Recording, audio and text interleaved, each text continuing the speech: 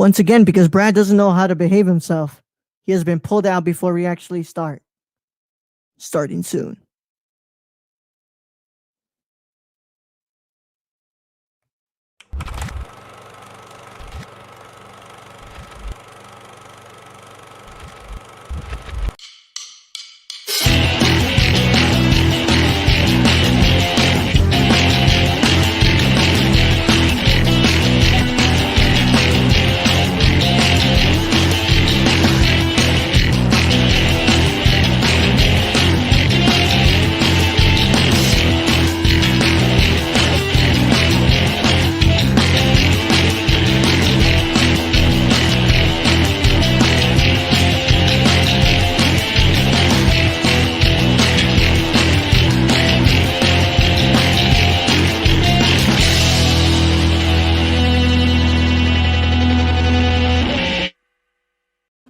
Welcome back to the Nerdcore Live Show.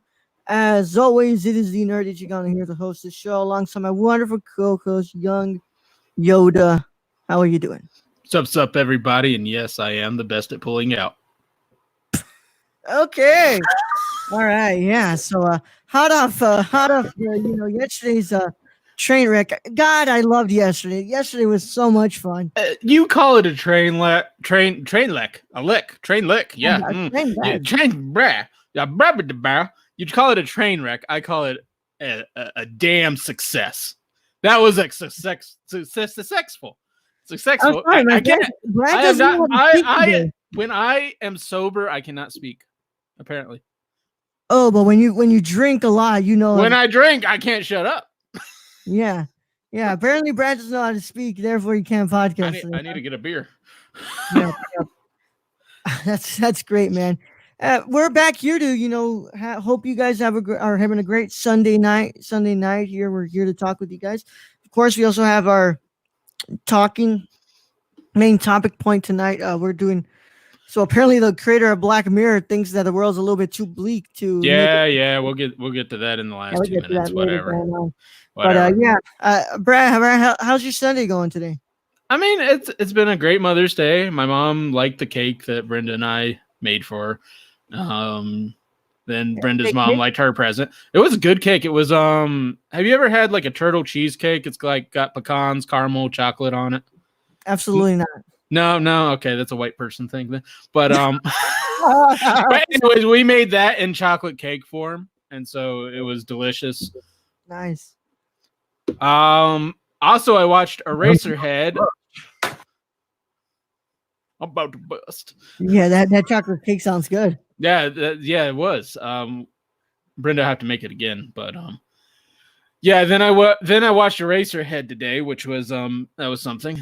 It was interesting to hear your thoughts on your first time watching that movie. Did you like my live tweets? Oh yeah, man.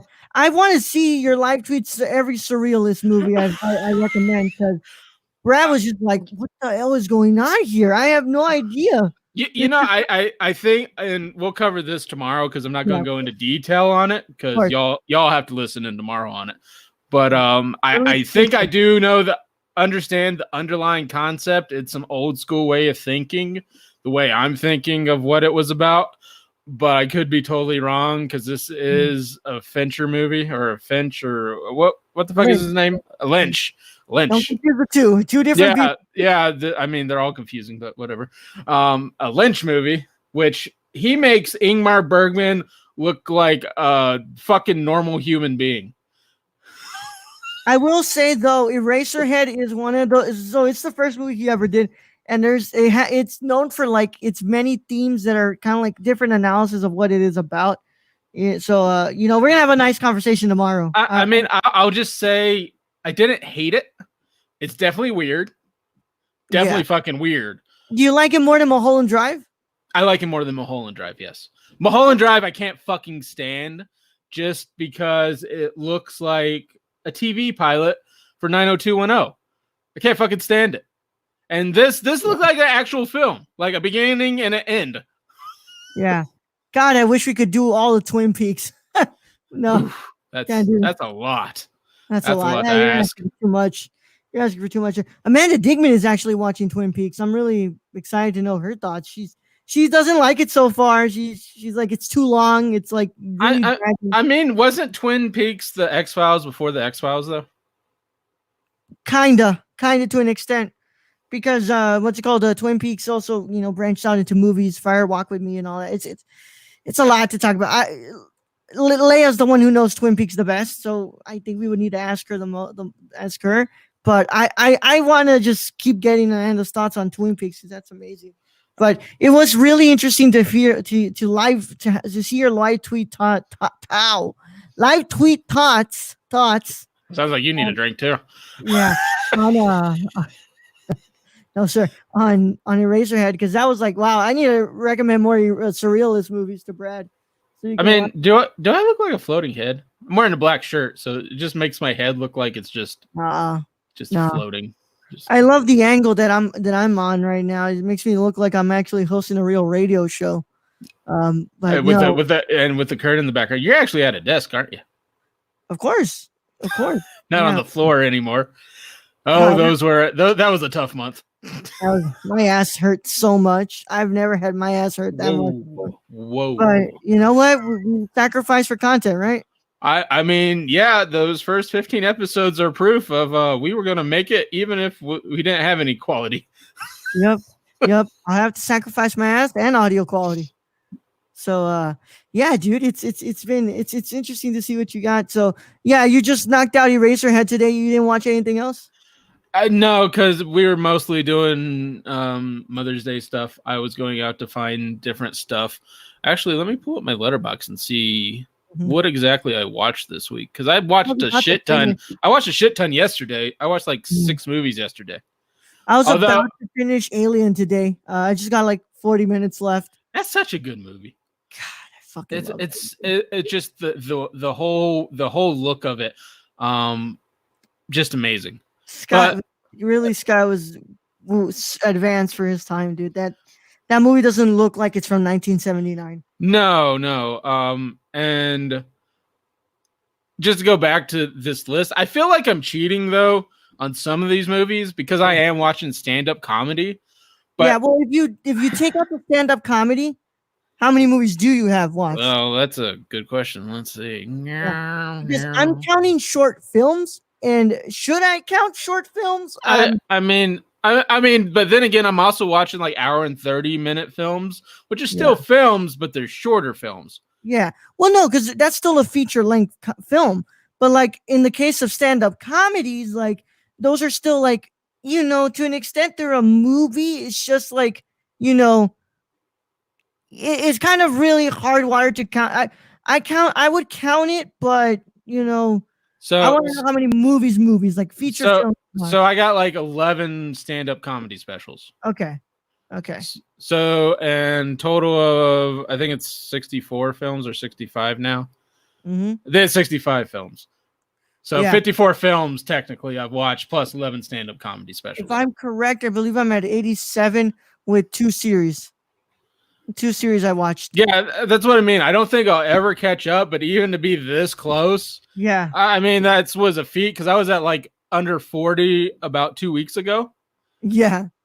So I will say though, Hotel Artemis is a hard pass to me. Anybody that wants to watch that, I call it a hard pass. Tower Heist was very good. It was pretty good comedy. Crimson Peak is a must watch. That is Del Toro at his finest. 100 freaking %. What a gothic masterpiece from Del Toro. And I don't understand how it only has a 6.8 rating on Letterboxd, but Crimson Peak, and then with fucking Loki in there, like I didn't know the dude played any other character other than Loki. Yeah, but just amazing, And I stayed away from that film because it's technically a horror, but it's really not a horrifying, scary ordeal of a horror movie. It's actually really well done. Like you said, a gothic masterpiece by one of the greats. Code 8 is a watch for me. That was actually not bad considering that it was like a Netflix special or some shit. And then my last one I watched before Eraserhead last night was The Rainmaker. the 1997 Francis Ford Coppola film with Matt Damon playing a rookie lawyer. So good. So fucking good.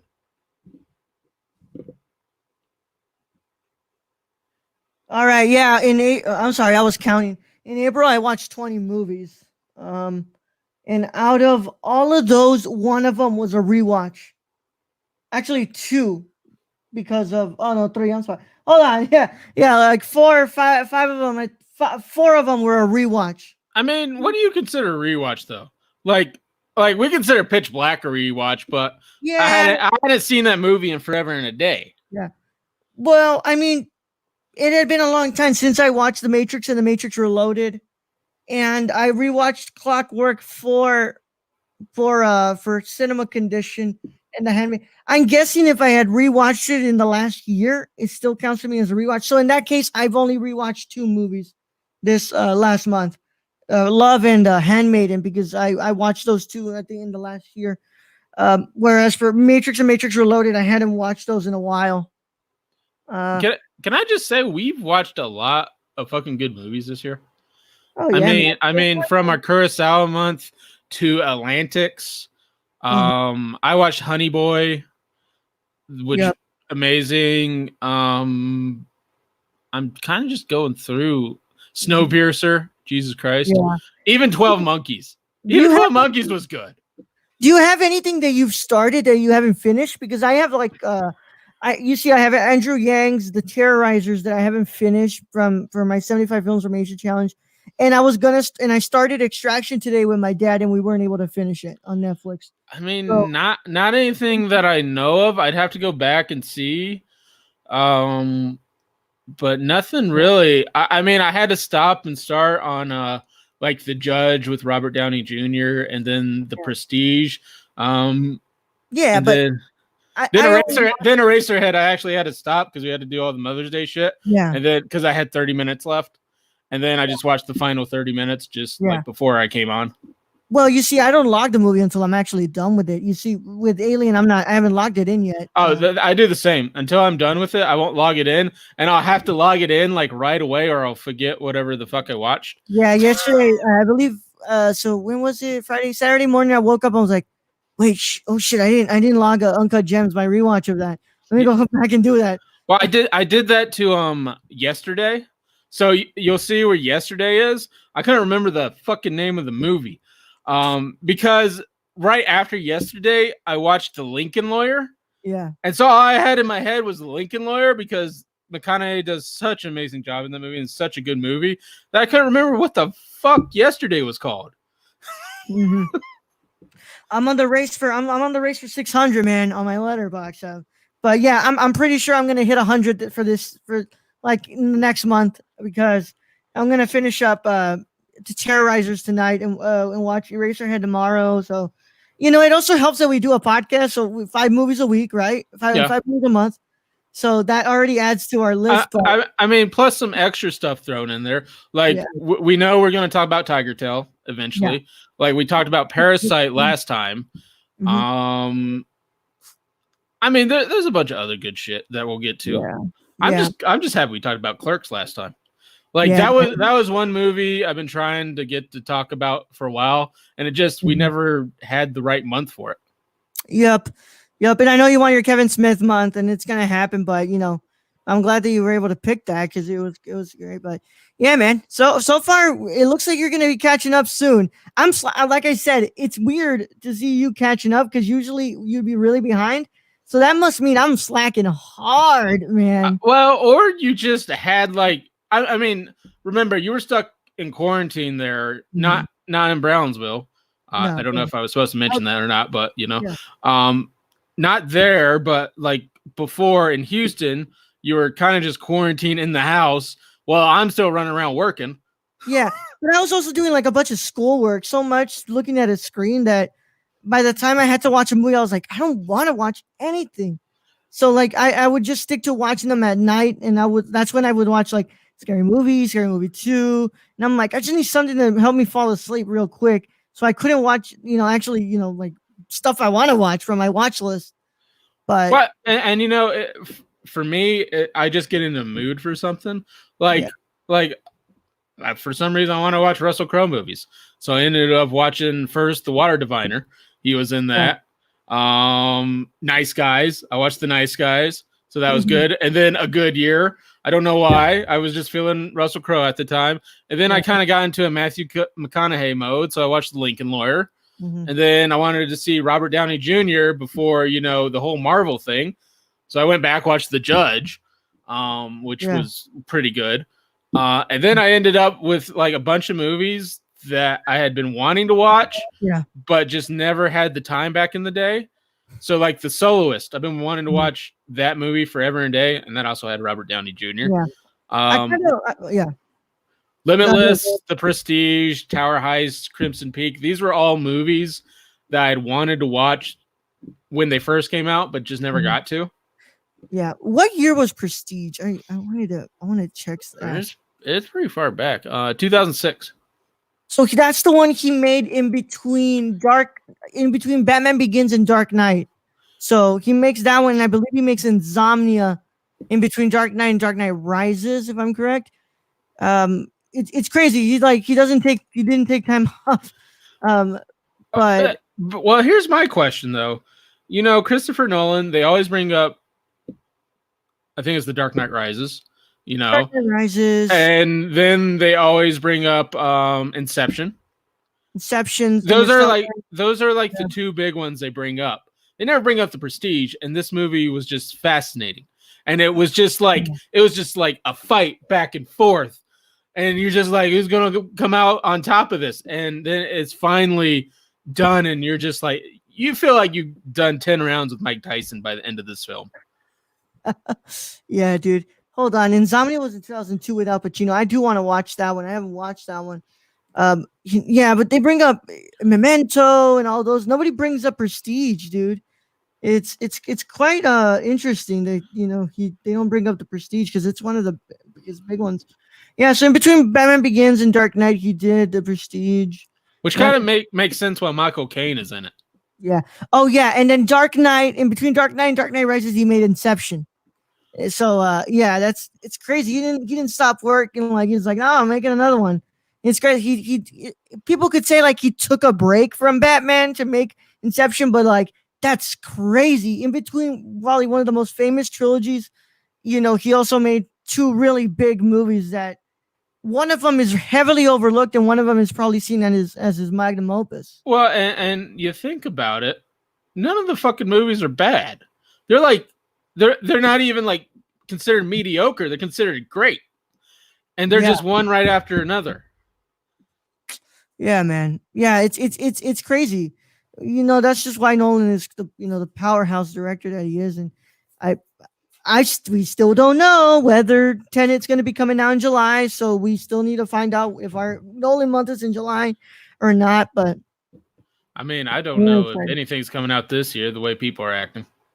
Yeah, man, I love that video that Alex shared of the lady from Florida that was really pissed at everybody not wearing masks. Oh yeah, I did watch that. Fucking love that. That was great. But it's crazy, man. I'm just telling you, I'm fantasizing about the moment I finally get to go back to the theaters. Because if you're asking me if Tenet opens in July, I'm not gonna go watch it. I still don't feel safe by July to be able to go to a movie theater. No, I really, and I don't know. This might end up changing the whole way we watch movies because Trolls World Tour. I mean, they're seriously reporting it made major money. It did better than the original Trolls. Yeah, 100 million in its first week. You know how crazy that is? I don't think had that world tour been released, it would have made that much money. Well, think about it, Brad. You've got the kids locked up in your home. They have nothing to do but go to school and stay in the house. Up comes Trolls World Tour and they're like, hey, kids, do you guys want to do the same old thing we've been doing this whole week, which is just, hang around, go to bed, and wake up tomorrow? Or do you guys want to watch Trolls World Tour? It's only $20. Well, and you got to think about that it's not purchasing for each person a ticket. No. It's a one-time purchase of $20, everybody gets to see it, and it That's what still made people. $100 grand. And plus, you own the movie, Yeah, so you can rewatch it. Like I was looking at the way back. This is why I haven't watched the way back because I'm debating: should I pay the $20 to own the film, or do I do the $5.99 rental? Because $20, I can still, my mom can watch it with me. My me and my dad. That's three I, people. I, $5, I, like $10 I ticket, $30. I already got my money's worth with $20. I'm gonna say after watching the way back. Now, granted, I was pretty inebriated at this point, but the movie wasn't as great as I was hoping. It was good. It was good. Ben Affleck does an incredible um, performance, but I don't think it's worth a buy. I think it's a rent. Yeah. So far, my favorite movie this year is still The Invisible Man. Fucking loved it. The Invisible Man was, oh wow, that movie was great. I want to watch the way back, but I need to make that decision whether the 20 or the 5.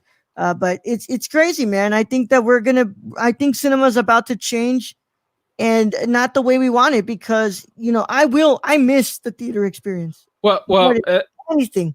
and we've been saying this for years. At least I know I've been saying this. The theater isn't going to become an everyone thing anymore. It's Yeah. going to be a luxury. Yep. You're not going to have your regular theater where everybody goes in. They only pay $5.99 Tuesday special at 11 to go Mhm. in and watch a movie. That is becoming obsolete. What you're getting now is you're getting these theater chains that now are making smaller size theaters with more comfy seats, with dine-in options, and they're Mhm. charging $15 a ticket. Yeah. That's where it's going to. Movie theaters will become a luxury. Yeah. So I was gonna propose now, because movies from the theaters are absolutely, like, the theater has become obsolete at the moment because of the thing.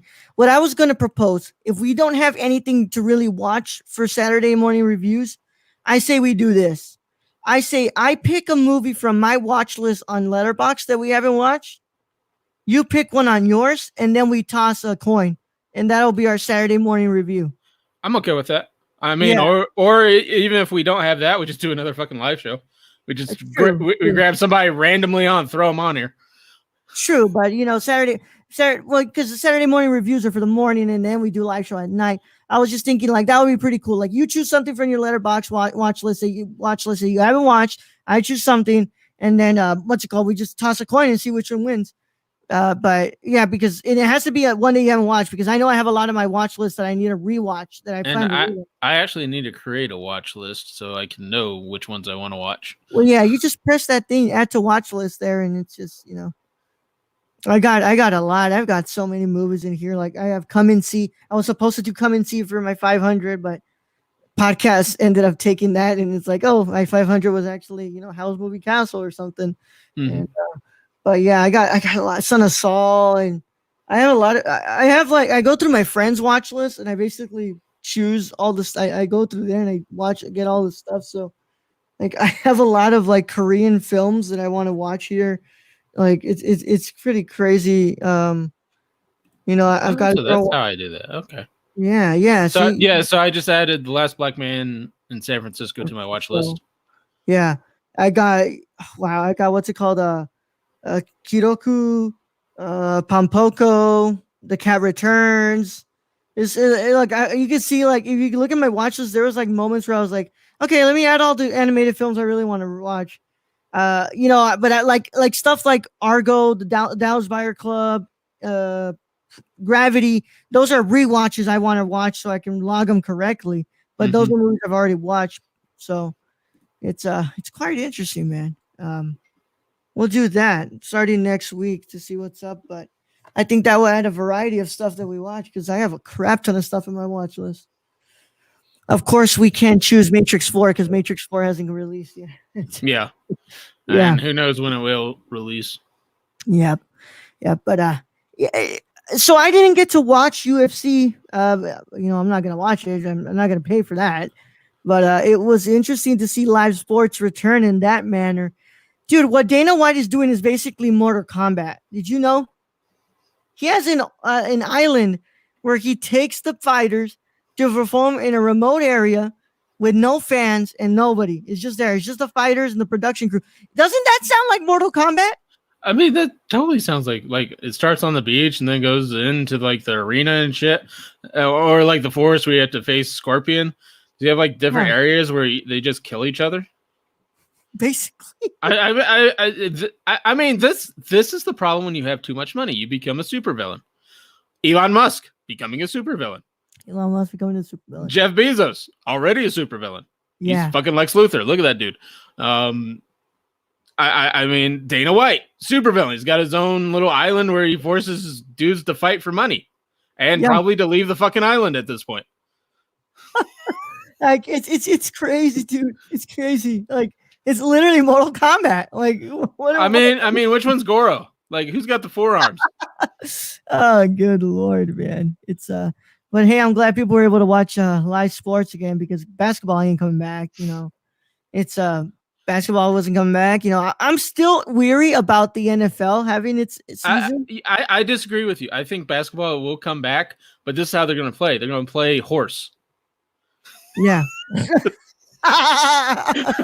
You're going to play horse. They're going to play horse. This is how it's all going to be determined. Is that you ringing or me ringing? What? I hear ringing, like a phone. Oh yeah, that was my I'm trying to silence my notifications. Okay. I was just wondering because I got this. Everybody's got the same fucking ringtone. Yeah, it's annoying, but yeah, I'm getting because I get my text to my phone and then they also go to my iPad, which is I wasn't complaining about. I just wanted to make sure it wasn't my phone because my phone's over there charging because that thing was half dead. Yeah, for sure. But yeah, no, it's been interesting to see you kind of log what you've been watching and stuff. It's funny because. You know, I was like, hey, damn, Brad actually watching a lot. But, you know, sometimes you're just in the mood to watch something and you're like, fuck it, let's go see what's on Netflix. And I mean, especially when it's like, you know, I really don't feel like playing Animal Crossing again today. It's like, I'm going to go watch a movie. I'm tired of shaking the trees for fruit. I just want to go watch The Rainmaker, or I want to go watch Bert Kreischer doing his stand-up. I mean, that dude... Mm-hmm. If nobody has watched that yet, I know it's really weird that he does his whole stand-up routine shirtless, but the dude is seriously funny. Like, well, to be fair, kind of funny. Greg sometimes takes his shirts off for what's it called for live streams, and he's just sleeping. I mean, but can you imagine being on stage with those big lights? I'm sure it gets hot, and he's drinking. He's got mixed drinks or beer, so this shit gets hot. So I'm sure like having the shirt off helps. Pretty much. I mean, look, I too, if I was in his position, I too would have. You guys don't understand. If you've never worked in a production environment or actually been in a production environment and have never felt those lights hit your face, which is one of the reasons why I don't want to buy extra lighting gear right now for this. Those lights get hot. Like I'm telling you, for my classes, we had like these big ass panels of lights. And they were hitting us when we would do talent. Those fuckers are hot, like really, really hot. And you get really hot real quick. And imagine and I was just there for like 2-3 minute segments. Imagine being there for an hour and 30 minutes nonstop. And those things are hitting you? Hell no, dude. No, I mean, when I wear a mask, like 20 minutes in, it's just like, this shit's got to come off. Like, it's too fucking hot. I can't imagine also having like a giant ass lights pointed at your face with makeup.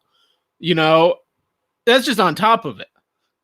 Yeah, I see 2 people are watching and they're not chatting. Come in and chat with us, man. People, we're having a good time here. We like to talk with the fan with the chat and stuff. So make love to our comments and talk with us and check out what's up. Enter our comments. We want to thank you for stopping by, of course, but to drop a comment right now and let's talk. It doesn't just have to be the idiots, right? I mean, It kind of has to be, but it doesn't just have to be. I mean, my chat is really updating. The thing is, like, I'm even sending my. Oh, there we go. Okay, there's one. Yeah, well, that's the Nerdcore automated messages that I sent from my stream deck. On Twitch, I'm not really getting my things. So Ro, did you watch Hotel Artemis? Hold on. So I see the light side and the dark side. Hello, Nita 956. Yeah, the light side and the dark side. Obviously, I am the light side of the force, and Brad over here is the dark side of the force. I mean, that's why I make a great team. Yeah. Somebody's got to kill the younglings. It's balance of the force. That's as Michael Jordan said, "Fuck them kids." You know, would that have been a great dialogue? Like, fuck these kids. I'll answer your thing about Hotel Artemis in a bit. I love the meme material that I do not like the Star Wars prequels at all. I love the material that came out of that for me. Oh, it's so good. It's the younglings, the Jar Jar, I hate sand. I mean, I'll throw out there, baby Jar Jar was cute, but not cute enough for me not wanting Anakin to totally just go youngling on him. Like, just get him out of his misery and our misery before this all happens.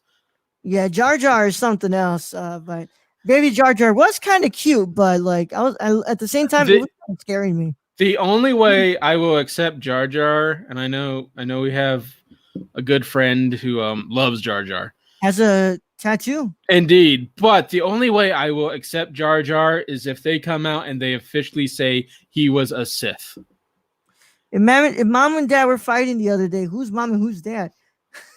It switches. Don't worry. It definitely switches. It switches. So when Brad is mad, I guess he is the mom. But, most of the time I'm the mom. But when Brad gets mad, he's the mom. With a knife. And a bottle of vodka. Eat a 956.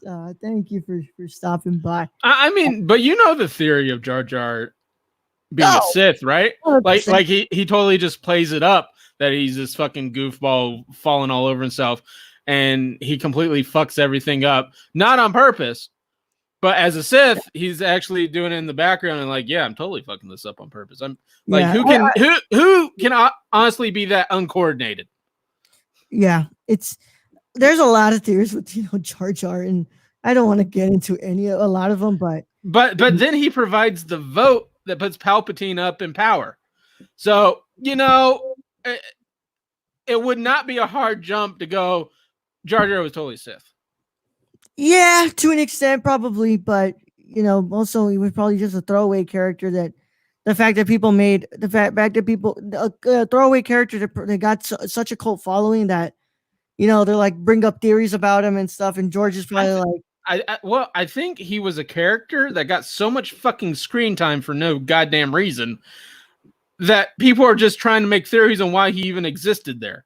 Because remember, he was there in one movie for like the whole movie. And then it's just gone, except for this one part where he votes Palpatine in. Yeah. Jar Jar, the mystery of Jar Jar Binks, right? I mean, it's frustrating. It's frustrating sometimes what George Lucas was thinking or not thinking. But we could do a whole episode on that. Yeah, we do a whole episode on that. George Lucas, bless the man for creating Star Wars. But yeah, those prequels are. I hate sand. It gets all in my crevices.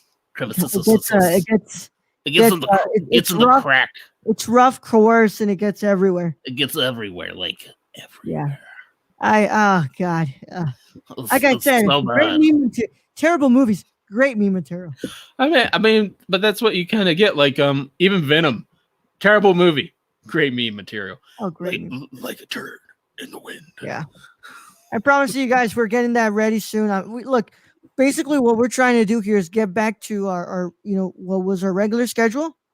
And then from there we can tackle, our Venom commentary and stuff. So, just trying to get back on track. But shout out to Eden 956 for talking to us here. I want to know what's the 956 for, man? Or I don't even know what you are, but we'll see. Well, going back to our Hotel Artemis, yeah, I want to hear your thoughts on this. So there are a lot of things about that movie, like performance-wise, that are great, like stood out. I mean, even Bautista did well. Yeah, overall, that movie was so disappointing. That movie felt so rushed. It felt like it just felt like it was just going on and on and on and on and on. Well, and it really did. And I don't know. You remember the trailer, right? When we first saw that trailer, we were intrigued. We were like, we've never heard of this. This looks good. And then when you're in it, it's like there's like a bunch of shit of just not happening. And then all of a sudden something happens, but at the same time, you really don't care because you just got introduced to these characters where the shit is happening to them. So you're like, I guess they died. Woo. 956, he must be from, they must be from my neck of the woods. I wonder who this is. I'm going to laugh if it's Alex this whole time. Flores. Because I know his middle name is Adan, and Eden kind of sounds, if you just put an A in an A. I wonder who it is. But A and yeah. A? What the fuck are you talking about? Shut up, man. Eden is nothing like Don. Adan. Not Eden is nothing like a Don unless you change the E to an A. Yeah. But yeah, Hotel Artemis is really disappointing. Something that I wish it would have been. It was cast so well too, like that whole cast so well. But at the same, I mean, I even like fucking Goldblum in his last like only 5 minutes in the fucking film. It's just super like rushed. Like I really feel like the only character you really got to know and like care about was the nurse. Because you got a little bit of her backstory with her son, but at the same time, every other character, it was just rushed. It was just rushed. You knew they knew each other. They were in a hotel that took bullets to the fucking chest. They had a fucked up brother, but it just didn't feel like any of the other characters were worthy of us caring. Yeah, man, it's just that movie was easily one of my most disappointing of that year. And I was so excited. I said, "Wow, this looks so good. Right. It's like an amazing movie." And yeah, I was a fan of Sophia Boutella in it. Oh yeah, so she was fantastic. Can you pull up Eden's last comment because I got to say something.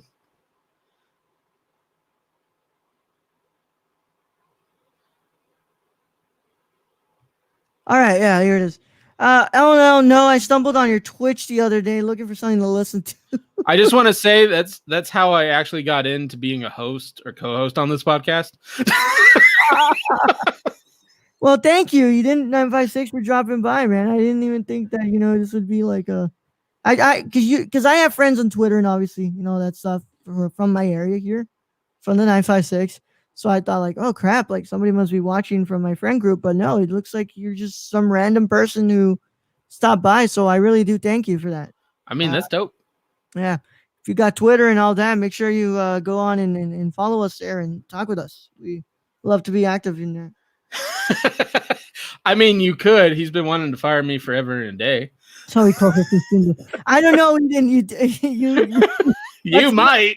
It might happen.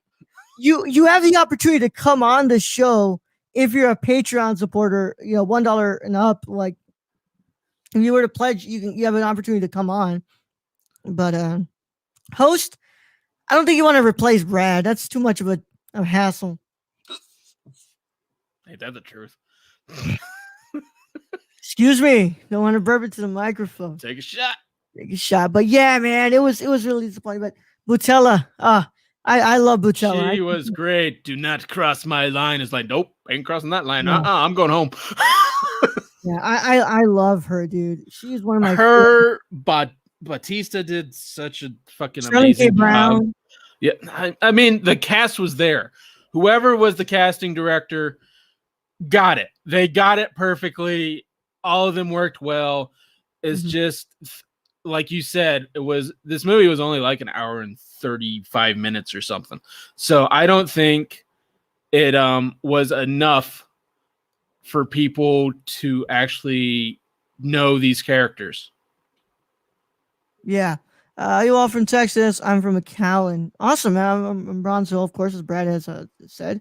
But let's go. Brad's actually from Arizona. Beautiful Arizona. That never decided to quarantine. So, I mean, I don't know. Arizona's just like, it's too fucking hot. Nothing can live here. Well, like I said, our ongoing bit was if Brad were to get corona, he had to get it from the animals because that's the only stuff he interacts with over there. I mean, my dogs. Yeah, that's about right. Like the deer that you eventually see outside, and Brad. Hey, that is no shit right there. Like the zombie deer that was going on like a year or two ago, that was fucking weird. Yeah, like the deer just getting like brain disease and just walking all funky and just like twitch it. It's just like no, I'm out. Yeah, that's fantastic, man. It's like white people. It's like white people on bath salts. God damn it, bro. Yeah, but I actually do have my commercial break ready today, so we're gonna go ahead and hit that in a bit.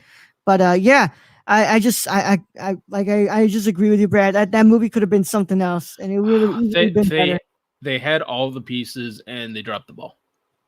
They dropped it so bad, dude. They dropped it so bad, but oh well, it happens. It happens. Was it the worst movie I ever saw? No. Was it disappointing? Yes, because I really think, with an extra 30 to 45 minutes, that movie would have been fantastic. What did I give that movie on my letterbox? Probably like a 2 or a 3, I would imagine. I gave it like a 2.5. Hold on. Where do we go? Hotel Artemis, right? You gave it a 2. Did I? Yeah, that's what I'm saying. Oh crap! Okay. Yeah, I gave that crap a 2. I mean, and I don't blame you. I think it's deserving of a 2. I mean, I would have probably given it a 2.5 or 3, just for the cast itself, because I don't think they're to blame for the way that movie kind of just failed. Mm-hmm. But the movie just wasn't great. And I have a follower on here who gave it a 0.5 star, so it could have been worse than. I mean, and depending on how harsh you are, yeah, I don't necessarily disagree with that either. What constitutes a 0.5 star? Honestly, I think a 0.5 star, a no star to 0.5 star, more than likely it's got to have some really fucking. Some bad shit in. Like you got just either racist dialogue that ain't meant to be humorous or like create some kind of intellectual thinking, like just some horrible shit. Yeah, like the literal definition of who wrote this shit. Yeah. Like or did this movie even have a fucking script, or were they just like taking the dicks out and jerking off and seeing what hit the screen?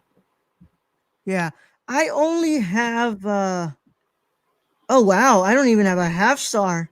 I only have a hold on. I mean, it's pretty bad that you like so much shit you talk on Venom, you wouldn't even give that a 0.5 star. Hold on. I need to check. I know I have this wrong here. Film popularity, your rating. I'm sorry, lowest first. Head on average. I have 3 0.5 stars. Oh, there we go. And then there's one that's 1 no star that I absolutely hate that I watched. Well, some of the biggest crap I've ever seen. Actually, tell me what the no star is. Episode 2, Attack of the Clones. Venom. Wait. Was the episode 2 the no star? No. I'll tell you what the no star is. Okay. So these are all the 0.5 stars first. Yeah. You want to know what's the last one? X-Men Origins Wolverine. Oh, that one is so fucking bad. They didn't even have the CGI for the helicopter done. That one is so fucking horrible. I have a couple of 1 stars. I have episode 1, Phantom Menace, Attack, Dark World, First Reformed, The Last Stand, X-Men The Last Stand, Wreck, Truth or Dare, Life of the Party, Riding the Bullet, Teenage Cocktail. I mean, what'd you give Riding the Bullet? A star? Star. Why would the fuck you would even give it a star? Because I said that's what I pictured a Stephen King novel film adaptation to look like. For the 80s, yes. Yeah. For the 80s with no money, yes. Yeah. But we can see what they can do with a Stephen King novel, like in the present time when there's actually a budget. Like you get that with It and It Chapter 2. Like just amazing film work. I want to hear from Eden 956. Is there anything in your like the movies you watch that you could say like It was terrible, absolutely terrible that you didn't ever want to watch. My no star, Brad, was Oh Ramona. I couldn't even finish watching that crap. It was, it literally felt like it was just thrown together and they were just putting sexist dialogue after sexist dialogue. And it was, What was this called again? Oh, Ramona? Oh Ramona. It's supposed to be an erotic drama, but there's absolutely no eroticism. It's just a teenage horny boy who's just going after girls, girls, girls, and girls, and he's absolutely being a sexist pig about it. It's terrible. It's terrible. I mean, and there is a way to get away with a sexist pig character, and that's Porco Rosso. Yeah. That's basically the only way you can really is just to animate that shit. I have never seen Year One. Have you watched Year One? Year One. Hold on. Let me let's look it up. I may have. I just don't. Oh, hold on. I'm looking at the post. Oh, this is the Jack Black. This is the caveman. This one was bad. Yeah, that one's pretty bad. Really bad. Yeah. Oh, I'm glad that this was thrown out of my memory. How the hell did that make $75 million? What the hell? Yeah, I mean, Jack Black and Michael Cera. So great big names, especially during that time frame. That's crazy. Yeah, Year One was pretty bad. Oh, I do have a 1.5 star. What is it? It's that Motley Crue movie, The Dirt. The Dirt. So I think that's my lowest rating on the ones I've rated. Yeah, you seem to be a lot nicer. I gave Venom straight up. I gave Venom a half. I mean, but I don't disagree. You actually gave The Dirt 1.5 star too, and you even wrote a review, which I'm going to read right now. Plagued by terrible. You doubled the terrible. That's direction and pacing. The Dirt doesn't deliver in the way one would hope when covering Motley Crue. This is truly a project that should have stayed in development hell. God damn, that's harsh. But you're not wrong. But you have to see this from the studio standpoint, and I can totally see the decisions they made on The Dirt. In that, when you think of Motley Crue, you think of partying. You think of a rock band that parties, does cocaine, does hookers, drinks a lot, has fucking Tommy Lee driving a boat with his dick. That's what you think of Motley Crue. It just wasn't fucking interesting at all in movie form. It wasn't. It's interesting if you did a documentary of it. That'd be interesting. But this is not interesting at all. But there are points in the movie that you wish they would have gone more in depth, like the death of one of the members' child. I mean, why not focus or the relationship between Tommy Lee and his parents? Like, there were stuff that they could have made this film far more interesting, but they chose to focus way more on the partying. Did you guys watch Black Sheep movie? I'm pulled this up. No, I've never seen this, but I want to read the synopsis. Let's see.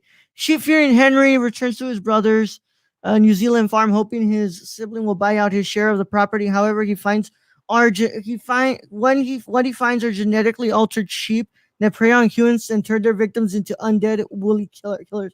Sheer madness ensues as Henry, an animal rights activist and a farmhand, set out to stop the rampaging animals. What? What? I mean, it's like the zombie deer all over. Can I find this on the streaming service? Because I'm not paying for this. I mean, you could probably steal it somewhere. Like, one film that I'm so glad I watched. If you're a B movie fan, what this, and you, wow, there's so much grammatical errors here. I wish. I mean, this sounds like one of those movies you shoplift at the Dollar Tree.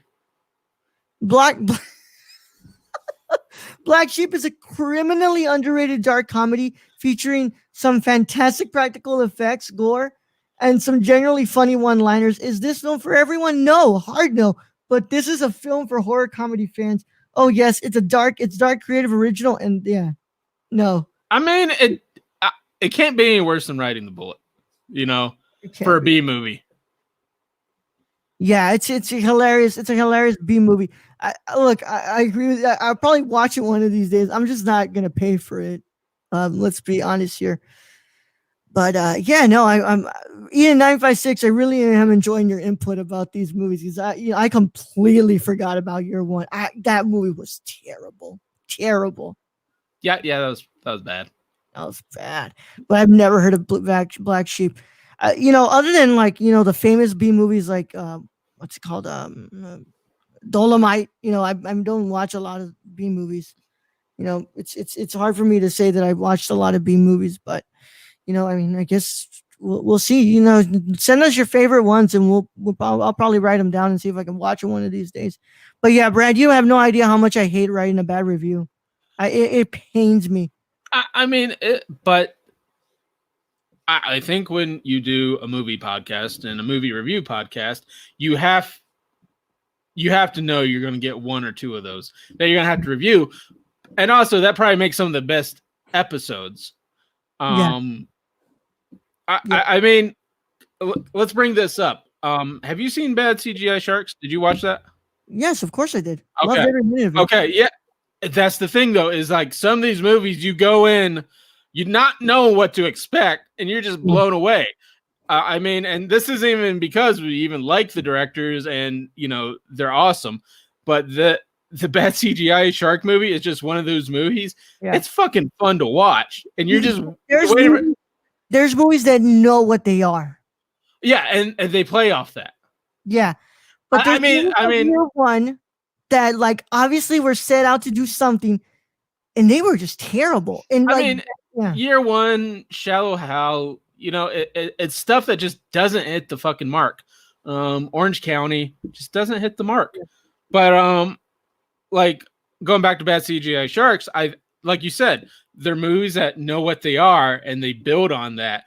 And just like Bad CGI Sharks, Pitch Black does the same thing. It's that movie that knows what it is, and it's so amazing because it knows what it is. You literally have a captain go, "Oh, that was fucking stupid what I just did." Yeah. When you're going right before that, going, "Whoa, she's fucking stupid." Yeah, I can't call a movie like Bad CGI Sharks God's gift to cinema. I can't. But it was fun. But it was fun.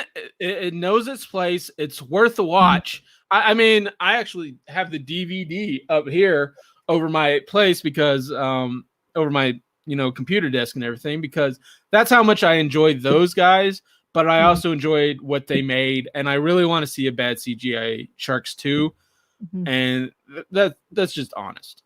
Yeah. You said that there was also Velocipaster. Our friend Julia wants us to watch that movie so bad and wants to review it with us. I that's on Amazon Prime, so eventually I will get to watch Velocipaster. Oh, is that on Amazon Prime? Yes, of course it is. Velocipaster. All right, see you guys. Let's go. I'll be back, guys. I'm just gonna go watch Velocipaster. Go watch Velocipaster. Yeah, it's on Amazon Prime. Oh no, it's on Tubi for free and Vudu for free. I mean, and one of these days we're gonna get stuck with the B movie month, which it is on. It is on Prime. Hold on. Why am I doing this? No, don't start playing the movie. Don't start playing the movie.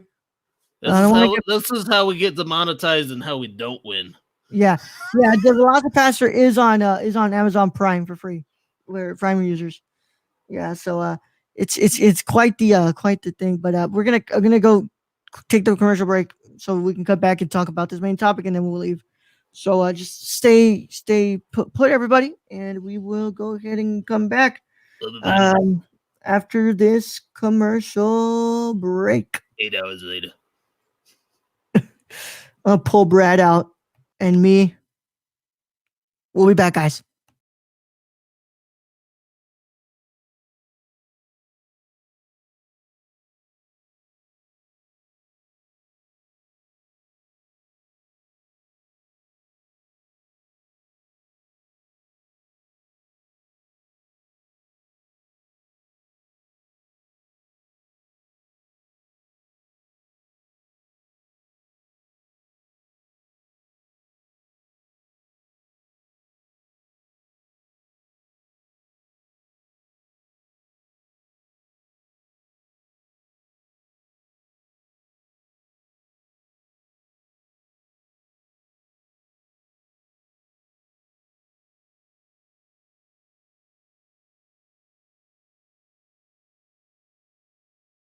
Hey, it's Ashley from the Gamer Core. You may remember me from such episodes as Big Screen Mess, Mo Money Mo Platforms, and Brad Can Read. Tune in weekly as I blab with my co-hosts Raul the Nerdy Chicano and Brad the Random Germ about the latest news in gaming and gush over what we're playing at the moment. Oh yeah, and we got the deals too. Keep up with the latest deals in gaming and what's happening as I mediate Brad and Raul fighting like a married couple. Will Death Stranding ever come out? Will Cyberpunk 2077 live up to the hype? Is a next gen worth a $500 console price tag? And has there ever been a movie adaptation of a video game that's been done right? It's all on the Gamer Core podcast, everywhere where podcasts are. Hey everyone, my name is Raul, the Nerdy Chicano, and I am the host of The Impaired Files. The Impaired Files is a interview show brought to you every Thursday on the Nerdcore podcast feed. And I interview people such as filmmakers, content creators on YouTube, and podcasters like Colton Geschwander. And if you want to listen to that early, a whole week early, all you got to do is go to the Patreon and pledge to the $1 tier. And if you want to listen to it with the general public, then go to Nerdcore podcast feed on anchor.fm/the Nerdcore. And the case is closed, but it's not classified. See you guys there. Hey guys, this is Brad, aka Young Yoda. Raul said I had to make an ad, so that's what I'm doing. It's supposed to be for us.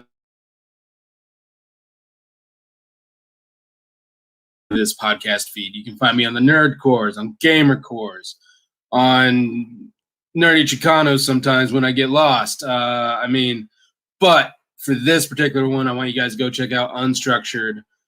The Raul gave me free reign to do whatever I want to do. I don't know what he was thinking. So go hear me talk about LeBron James and Taco Tuesday, vaping, so many other freaking weird topics that chimichangas, that's a good one. Shout out to Deadpool. And yeah, I guess this is the end of the ad. So if you guys want to find me, you can find me all over the place on this podcast feed. Anyways, thank you guys for listening. I love you all. And nerd up. Hello, hello, hello, guys and gals, and you're listening to The Ladies of Nerdcore. I am your host, Daniela Nunez, and along with my amazing co-host, Ashley Garcia, we discuss many things like social impact, pop culture, political realms, and any controversy surrounding the Nerdverse. Tune in and listen to us bi-weekly on the Nerdcore podcast feed, and we would love to chat and hear your thoughts on our wonderful show. And thank you again for listening to The Ladies of Nerdcore. What's up, everybody? It is me, Raul, and I'm one of the hosts of the Nerdy Chicano Show. The Nerdy Chicano Show is a comedic show brought to you by Luis and myself, and it comes to you all every Sunday on the Nerdcore podcast feed. You can catch it a day early by becoming a Patreon and supporting us at the $1 tier. And I don't really know how to explain this show other than it's fun. We get to talk about whatever we want, and it helps you move on in the week. So if you want to catch the Nerdy Chicano Show every Sunday at 8 a.m. All you got to do is go to anchor.fm/the Nerdcore, and we'll see you there, baby. Hey, everyone, I'm Raul. And I'm Brad. And we're the hosts of the Nerdcore podcast, the podcast that talks that nerd. Not on this ad, right? And we come to you every Monday, Tuesday, and Saturday. On the Mondays, we talk the news. That's the box office, the news of the week, and your trailer talk if there is any. And on Tuesday, we have our theme review. And on Saturday, you have a Saturday morning review, usually movies that have come out in the week or anything we want to talk about. Right, Brett? Exactly. Whatever we want to talk about, this is our show. If you don't like it, then you don't have to listen. We're the flagship show, the Nerdcore podcast feed, and we can be found everywhere you can listen to podcasts like Stitcher, Apple Podcasts. So if you want to talk that nerd stuff with us every Monday, Tuesday, and Saturday, make sure you tune in. And Brad? Young Yoda out.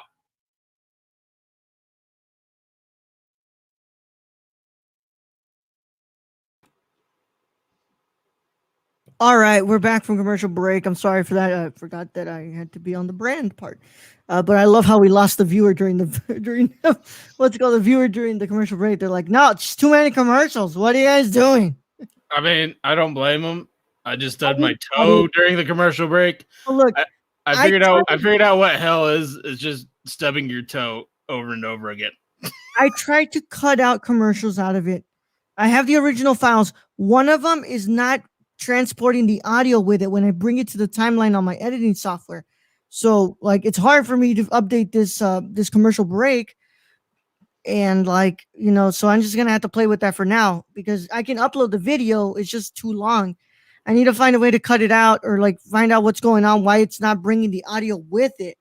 So yeah, until then, you guys have to suffer with a 5-minute commercial break, and I'm really, really sorry for that. But I mean, I think it's okay because it gives me enough time to go pee, get some water, stub my toe. Yeah. It's all good. Well, you see, I need a what's it called? I need to make a commercial for the cinema condition, and I need to make one for and I need to update. Well, I don't need to update the High Flyer radio one. It's just it's High Flyer doesn't premiere on Mondays anymore. But I need to take out the Gamer Core. I need to take out the Nerdy Chicano. I need to add cinema condition. With the Gamer Core, I think that show really never got a big audience. Nobody really, I don't know. Just gamer news doesn't really correlate well into podcasting, I guess.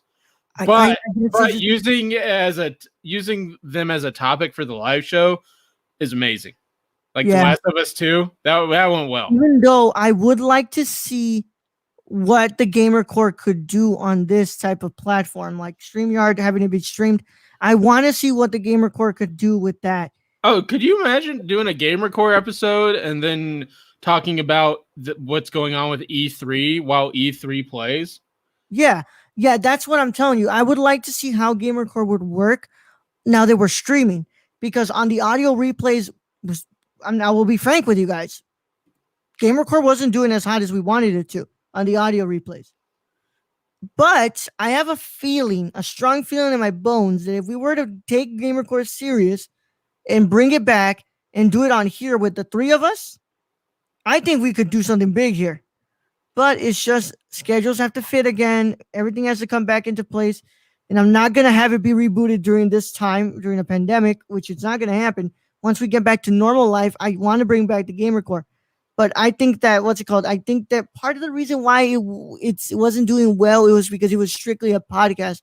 I feel like if we had a discussion like this, while being able to do a reaction to E3, to Xbox experience, PS experience, and all those wonderful things, like I think we could do something pretty big with it. It was just that where we were hosting it was a little bit tough, because High Flyer Radio does really well on the audio replays. Yeah.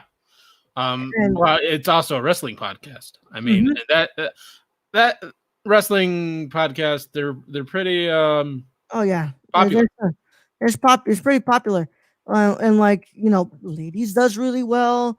And I think Ladies does well just because it's different from everything else. Yeah. I call it the adult version of the Nerd Course. What should be what we should be, instead of acting like idiots. But that's not gonna happen, because me and you only. I do love that Ashley and Daniela do joke around from time to time. They do, but they have very serious topics. They have like topics out in the news, which is nice, because me and you totally started what we do for entertainment value. Just for people not to think about that, but it's always great to have people on who want to talk and to think about things that are going on. Mm-hmm. So it's interesting because and this is another one.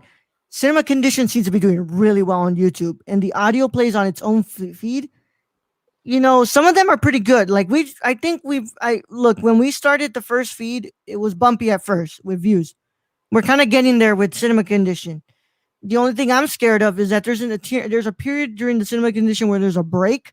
I fear that there's going to be a little bit of a decline in listens, because there's not going to be an episode for at least 2 months. Well, and people are just going to think that, like every 99% of podcasts, you just stopped recording. No, that's the thing. And I need to make it clear. Like, it's not that I'm not recording. We have to take a break so I can reschedule everything, schedule a new season, because with every new season, we'll be adding 5 more episodes. So that's 5 new guests that I'm going to be bringing on and stuff like that. So, but Cinema Condition seems to be doing really well in YouTube. And once again, like I was going to say, so what I wanted to do with Cinema Condition, I didn't want to add video to that this season, because it was going to be really weird for there to be from episode 10 to 20 to 30, there was video, and then before 10 there was nothing. I didn't want to do that. Yeah. So I'll think about possibly season 2 being on video next season, but I have to think about it. But yeah, it's crazy. It's crazy how like I see that High Flyer Radio does really well on audio and video, and I think that Gamercore could do really well on this type of format that we have right now, because I think people would be really interested to see what we have to say in video form about video games. It's kind of hard to grasp people just purely on audio form. And I think the Nerdcore's live show has taken the place of like many other shows. I mean, honestly, I really do, because with this pandemic, the the original show, we just don't have news. We don't have enough news. We don't have enough. We don't want to report on the box office because that'd just be depressing every time. Like, yay, it made $20. It's tough. That's the thing. Like, the Nerdcore live show came to save us, but once everything gets back to normal and we have a box office, we have news, it will start looking again like it used to look. But for now, like, we have 3 days of live show, 2 episodes of Nerdcore, and then everything needs to find its place there. And like I said, I'm working on Impaired Files to come back. I don't know what to say about Nerdy Chicano. I'll give an insight to this. The original plan for the reboot was me, Brad, and Luis as hosts. So I told Luis, like, you have the chance to come back. Like, the third chair has always been yours. You are the third host who's supposed to be here. I mean, he was technically supposed to be the host. Yeah, so technically, I'm supposed to be the third chair. Yeah, well, yeah, but Nerdcore live show, what it was like, it was us 3. We were gonna have this thing. So like, this what you see here. If Luis was in here, this would be Nerdy Chicano. So I need to have a talk with Luis and see what we can fix up, because I really want Luis to come back, because Luis is hilarious. But honestly, you know what the best part of doing the live show is? It's the rotating cast. It's not. It's like Eric will come on, like maybe not every episode, because he's doing Eric shit. But Playing with his right hand or left, whichever, as long as he sits on it. But the rotating cast, like when we bring in a Shane, or you bring in Tony, Nikki, like the great thing about having 300 to 500 episodes before we even found video was we have all these people where it's like, hey, Aiden, what are you doing? Nothing? Come on. Yeah, it's great. And that's what I pictured. And some of y'all can say, oh, you're just copying what was Collider Live or SEN, and it's fine. It's whatever. Like, I wanted to bring different people on a show. If we were to have a show where we had to be by ourselves, it's fine. We are very well experienced in having to manage with just us 2 here. And there's at least 400 episodes with just the 2 of us. Yeah, but what I wanted was to have a rotating amount of guests in here, like at least 2 at least 2 guests on one episode. Have us hang out, talk about the dumb stuff that's going on, and just relieve ourselves of the world that we have to go through. We'll have a news in there, or a main topic, talk about it for 5 minutes, and then go back to being dumbasses.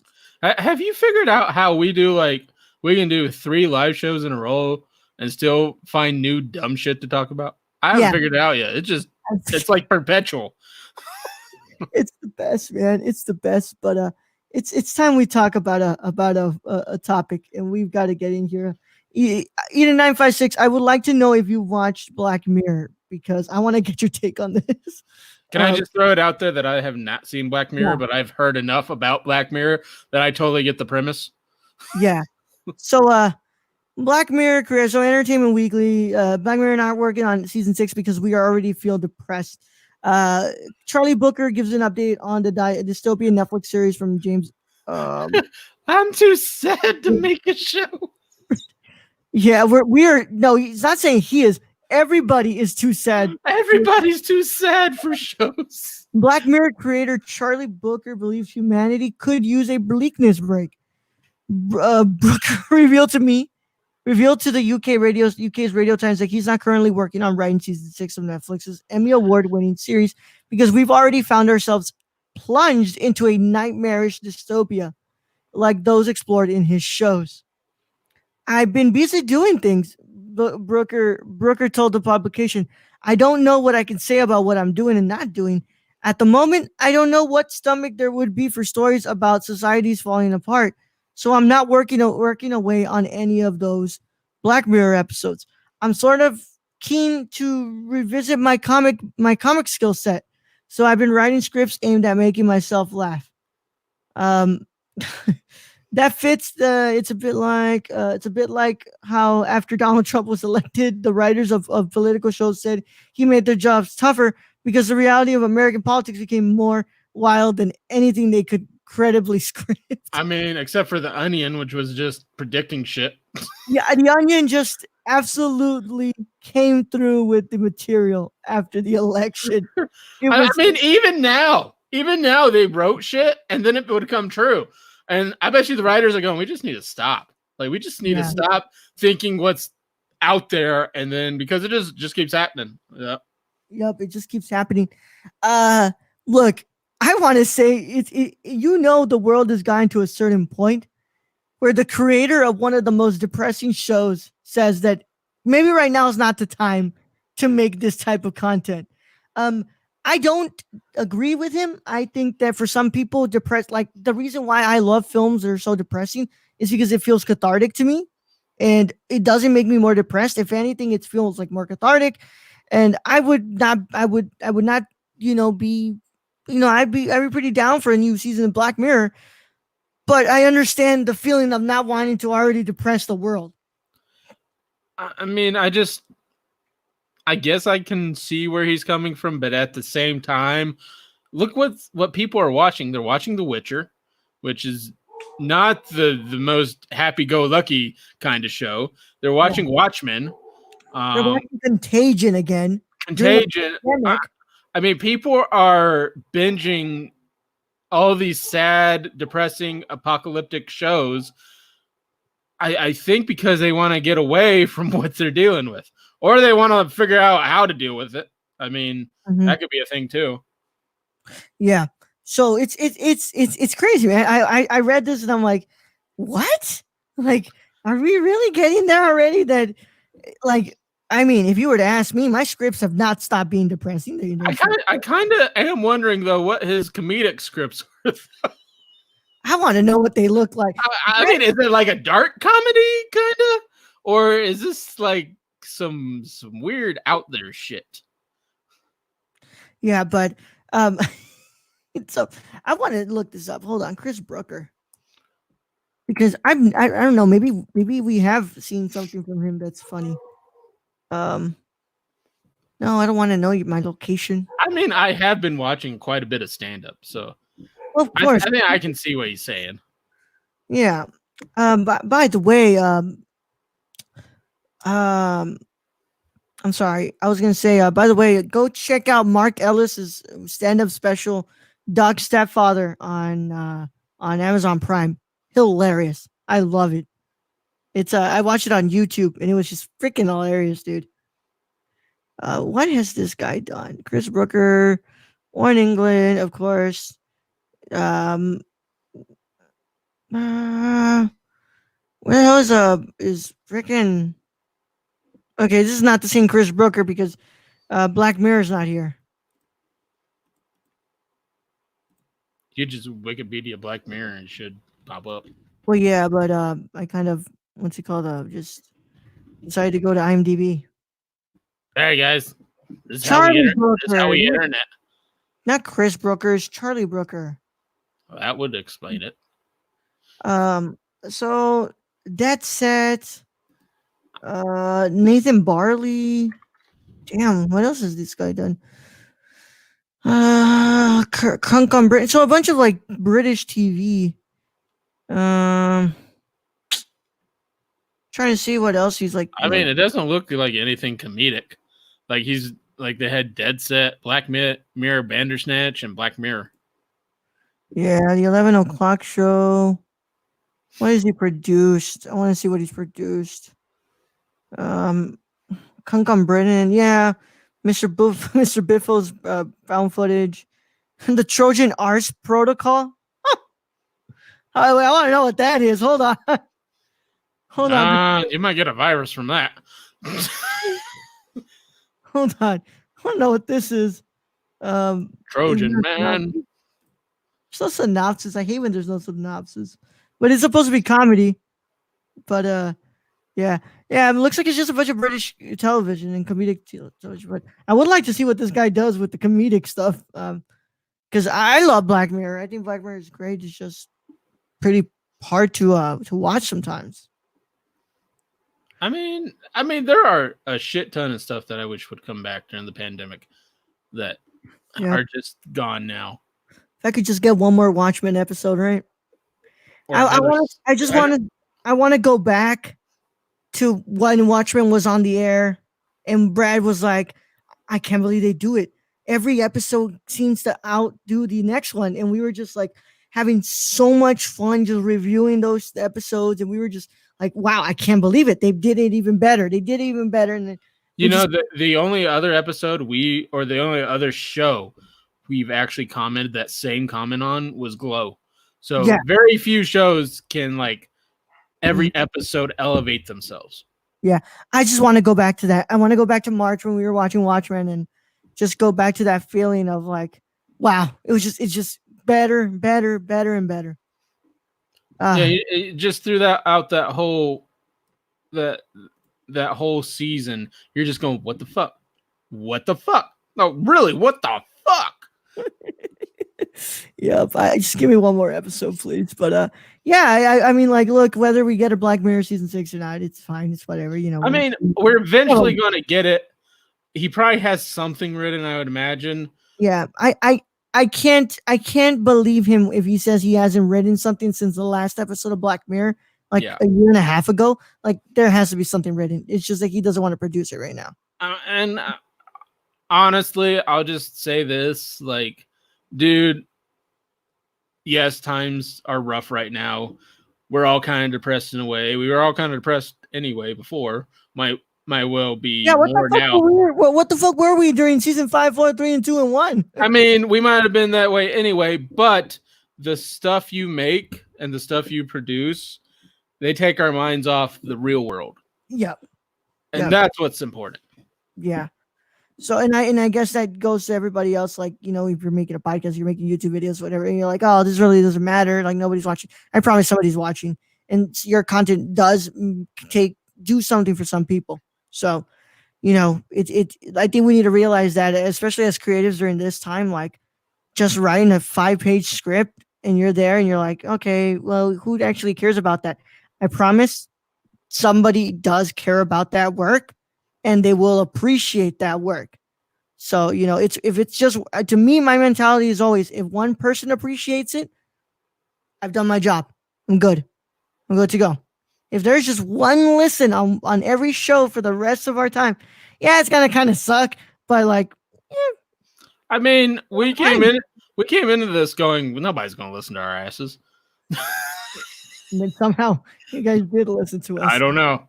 It just kind of like with the video format, like nobody's gonna watch this, and then no, people are watching. People are watching. So, yeah, man, I guess if that's it, then we've had a really fun time here. I'm gonna finish Alien and then watch something else because tomorrow we should do the Alien Patreon review. Then Tuesday, Eraserhead. Yep, Tuesday will be Tuesday. Yeah, well, tomorrow we do Alien and Eraserhead because but we'll probably do a little bit of extra because Eraserhead's not gonna take that long. Well, it depends. I don't know. Yeah, we'll see. Tomorrow, have you seen the movie? Of course I fucking have. Have you seen the movie? There is a lot to dissect in that whole fucked up film. Yeah, I know. We're gonna have a lot to talk about. I just the opening shot of Conception. It's yeah.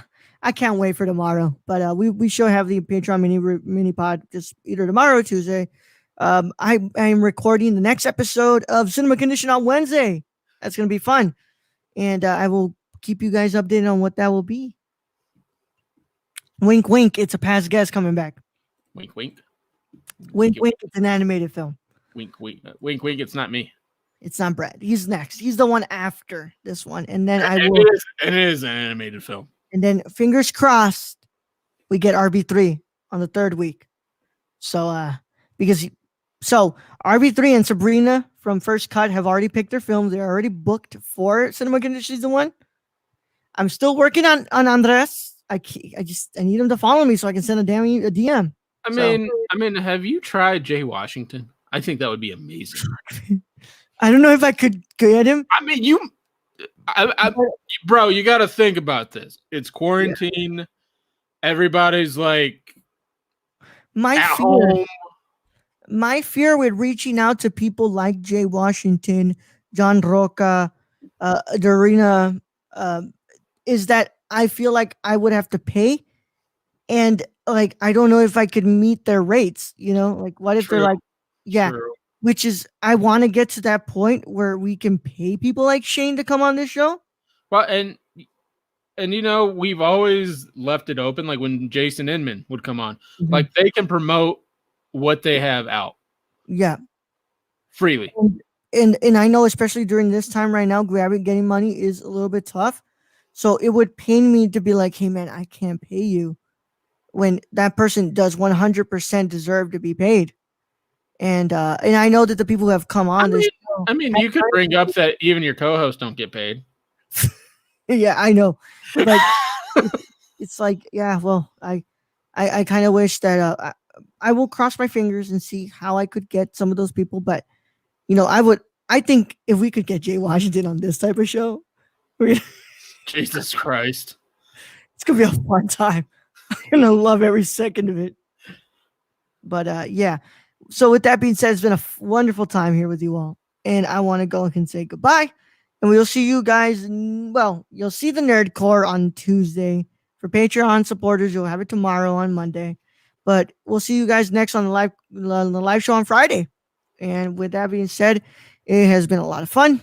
As always, you know what to hit up. Nerdcore_ on Twitter, the Nerdcore on Instagram. You see that wonderful one right down there, thenerdcore.com. That's where you can find like written content and all that wonderful stuff. It's our website. They have links to our podcast and everything. You just go to nerdcore.com and it gets you to everything. It's you to everything. So with that being said, it has been a lot of fun. Brad, do me a favor and send them away. All right, Ro. Thank you for being host as always. Thank you to all our listeners out there, all our Patreon supporters. We appreciate each and every one of you. Thank you to all our Twitch listeners, all our YouTube listeners. Thank you, Eden956, for all your questions and comments. We truly appreciate the feedback and just getting to talk to someone other than Raul. Anyways, thank you guys. And tomorrow, I guess we'll talk about, face huggers. Young Yoda out.